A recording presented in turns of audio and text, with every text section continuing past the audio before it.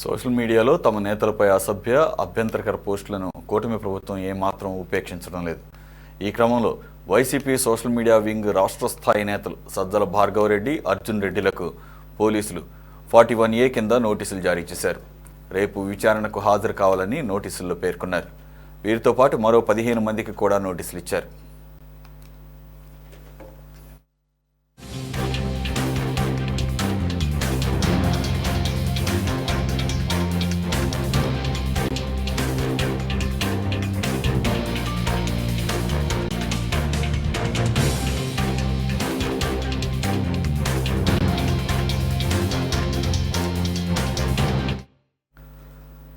విజయవాడలో సజ్జల భార్గవ ఇంటికి వెళ్లినటువంటి పోలీసులు భార్గవరెడ్డి అక్కడ లేకపోవడంతో అతని తల్లికి నోటీసులు అందించారు.